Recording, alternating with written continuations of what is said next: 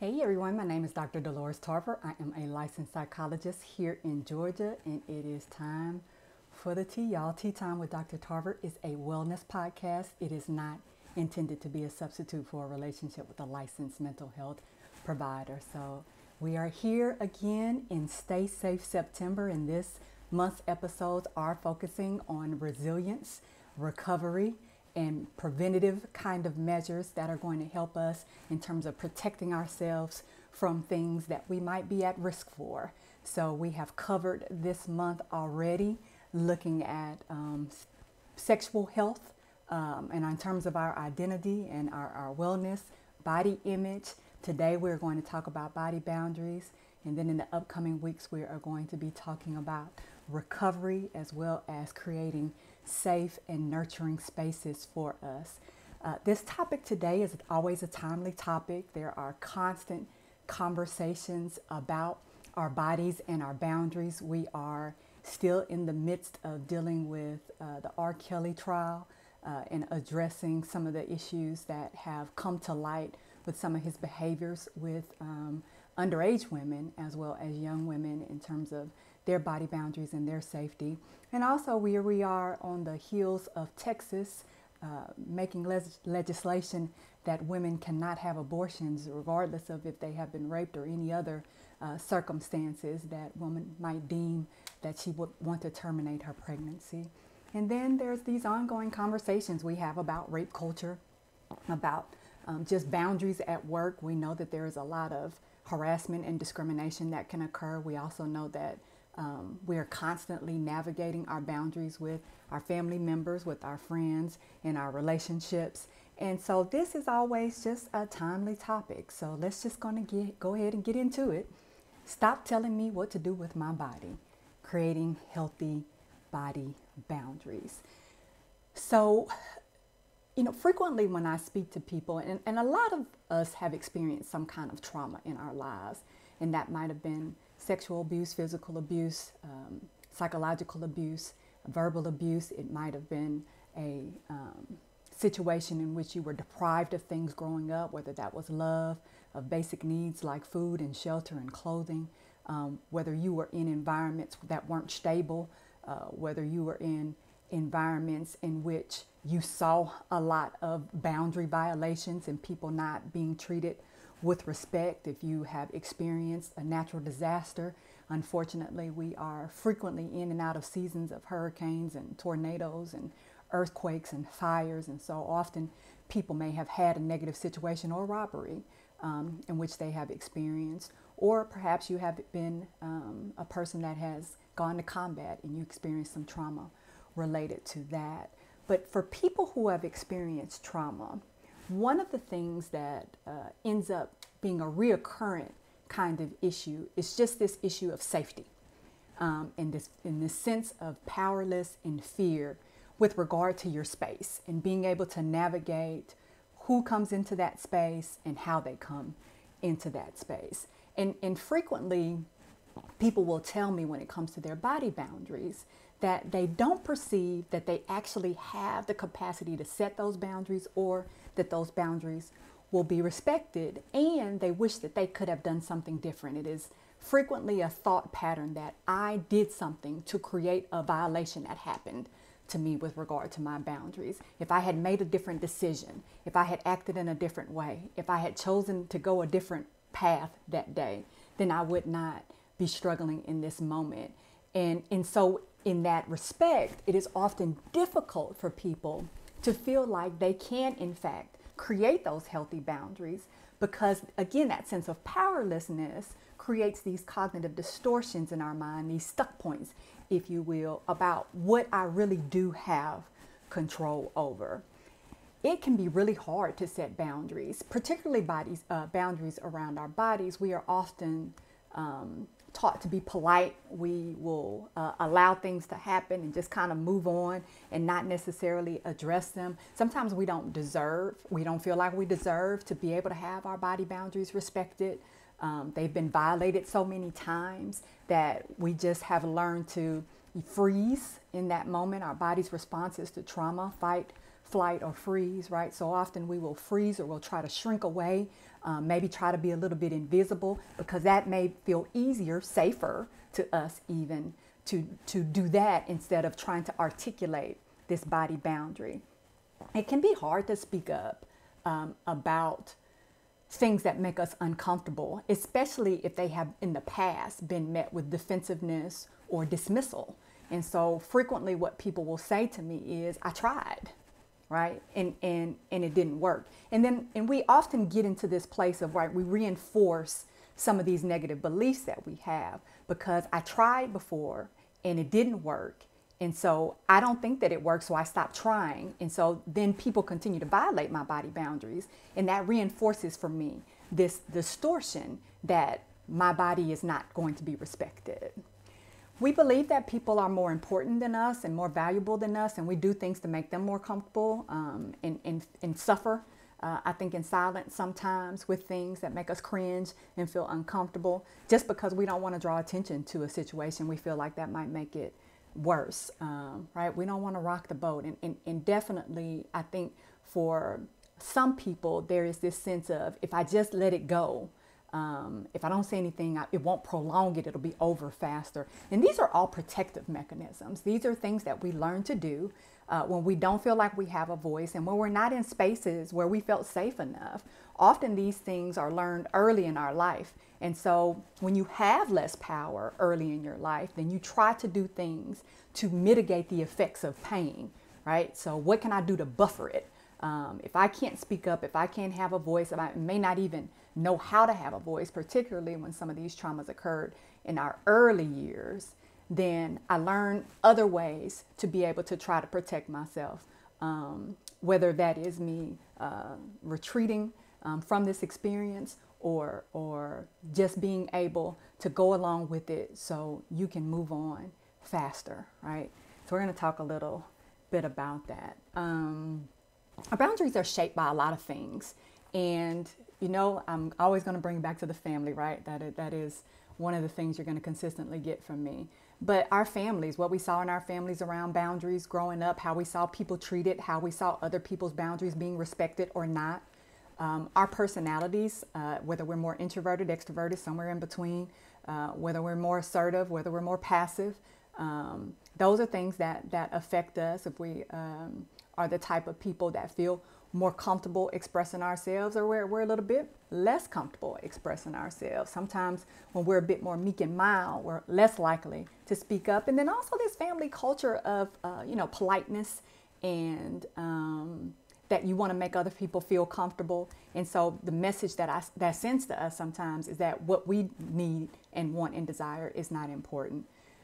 Geographical influences. I'm here in the South, and the South is about that chivalry and that hospitality. And again, that can be interpreted as you essentially get to do what you want and I don't say anything about it because that's not good manners. Media also has an influence on how we set our body boundaries. And I know that you all have seen, unfortunately, and these are things that contribute to rape culture, where people are attacked when they bring up things, when they talk about how their boundaries were violated, particularly if it's been some time since that happened.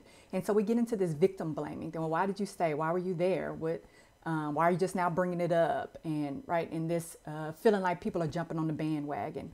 And that we're out here just waiting to attack somebody's character, as opposed to seeing that somebody may have felt comfortable in a space to now open up and share something that was very difficult for them. And so these kind of things shape us. Our prior experiences with boundaries, how those were received, those shape us in terms of being able to establish our boundaries. So I want to talk about how your body will tell you that your boundaries are being violated, because sometimes we don't know. Sometimes we are actually taught not to have body boundaries growing up. We are essentially taught that people can do, particularly family members or people who have some kind of power or people in positions of authority are able to tell us what to do with our bodies. And so we don't know what's acceptable and not acceptable in terms of a body boundary. So but your body will tell you. And so I want to talk a little bit about what your body will say to you so that you know when you have had a body violation. When you feel uncomfortable in your body, it's going to show up in a lot of different ways. It may be knots in your stomach, the hairs on the back of your neck standing up. You may feel real tense and tight. Your jaw may feel like it's clenching. Your fists may clench. You might have a racing heart, that palpitation. Your mind, your thoughts may be going really, really fast. And you may experience a range of emotions. It may be anger, it may be fear, it may be frustration, confusion. You may be overwhelmed. You may feel disgusted. And so that is the importance of understanding what you're feeling too, because that can kind of help you recognize like, okay, something's not right here. You may not feel like your thoughts and your body are in sync. So you may feel like you're screaming on the inside, but your body's not moving. And it feels like you're kind of watching yourself, that you're not in your body, you're outside of your body. Watching this experience while it's happening, but it feels very numb and disconnecting to you in that moment. Often people will describe it's like they feel frozen, but they're able to see everything that's going on, but they don't feel like they're in real time interacting with it.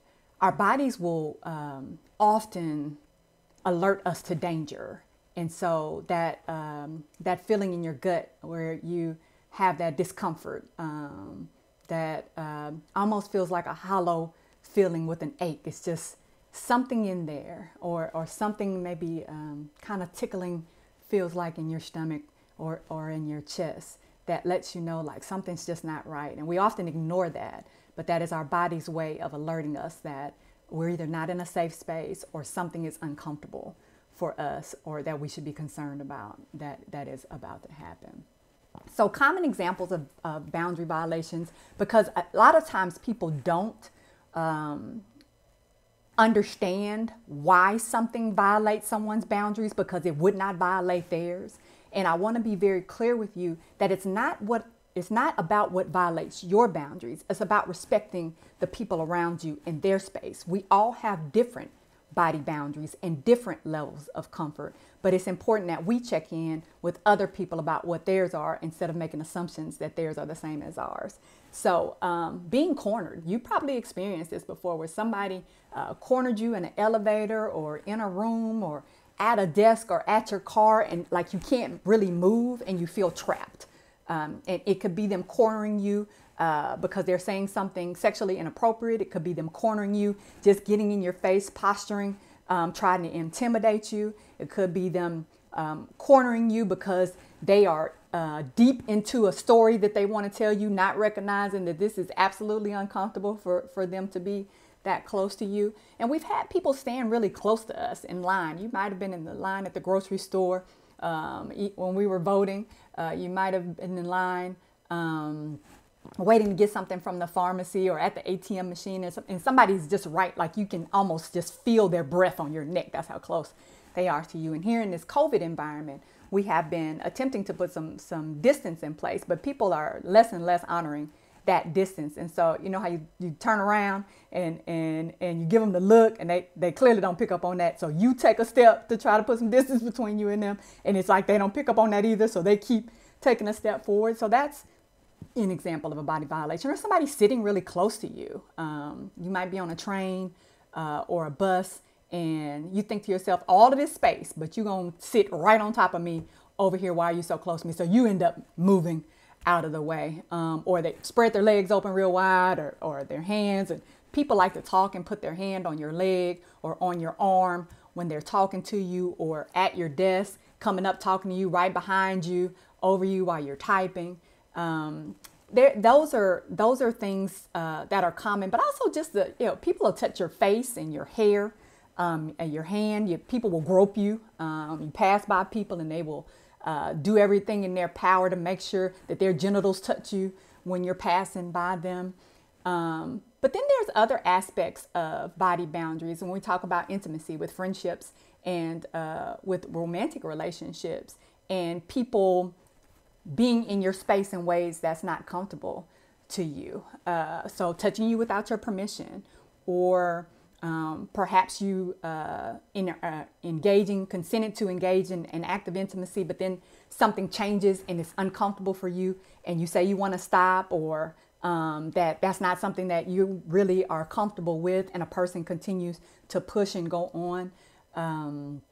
Touching your personal items, stuff that you're wearing, touching your clothes or your bags or your items at your desk, like those are examples of boundary violations. Forcing our kids to kiss and hug people. Oh, give auntie a kiss. Oh, go give uncle a hug. Go sit in his lap. Go tell him. Don't act like that, right? These are body violations as well, because we're not asking for permission. We are simply telling someone what we want them to do, or even beyond that, doing something that we have not gotten permission from a person to do. And we, again, don't like to make people uncomfortable. We don't want to draw attention, so we won't say things. Sometimes we'll shift and move or squirm or do things to try to get out of that situation, or we'll try to hide, like, oh, maybe I can escape and get out of here before they see me.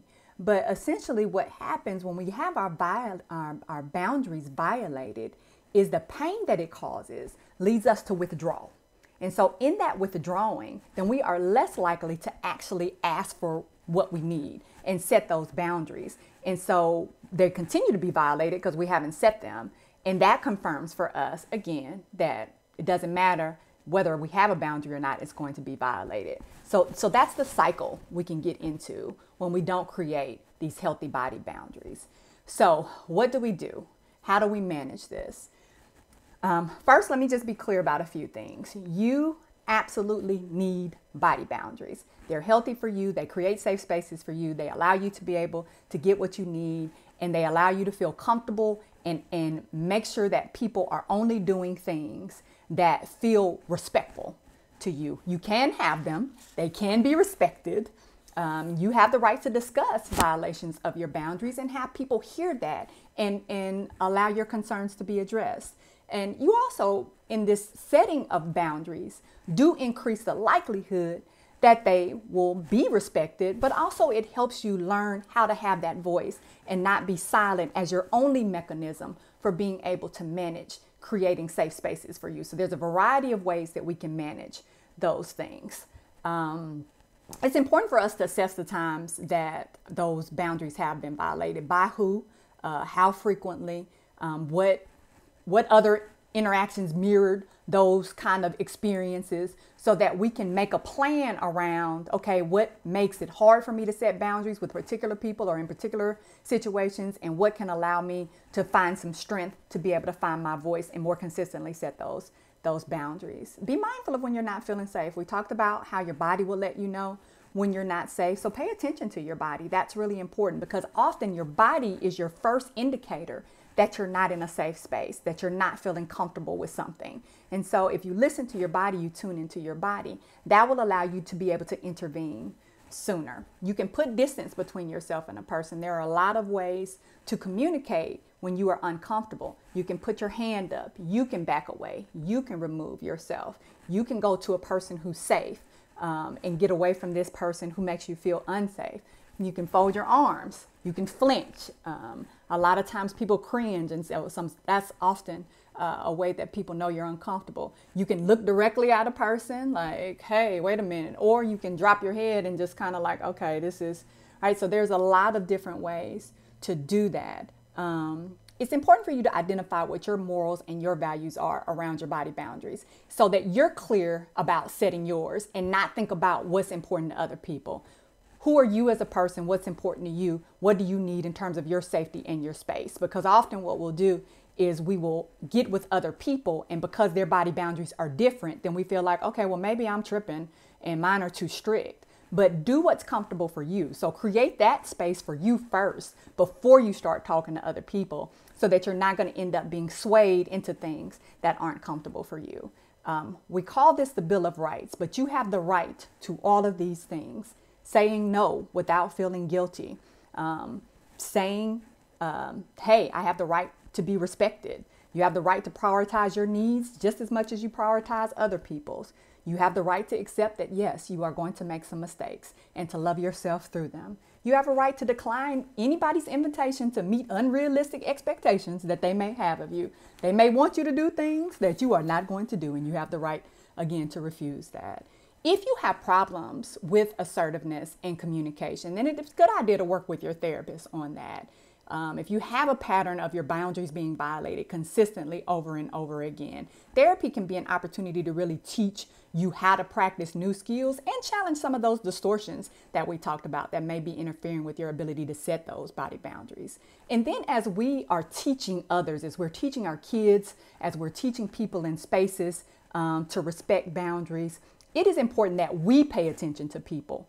What are their bodies looking like? Are they moving away? Are they flinching? Are they tensing up? Did they drop their eye contact? Are they wringing their hands? It's always important that we ask permission first. You all know I'm an enthusiastic consent kind of person. And so making sure that all along this journey of us connecting, we are checking in and making sure that we're feeling good, because people don't like for folks to just walk up and touch them or tickle them, right? So we need to understand that about the person that we're interacting with. Check their rate of speech. Are they talking really fast? Are they talking with their hands? And all of a sudden they start slowing down. Now they're just nodding. They're not being really responsive.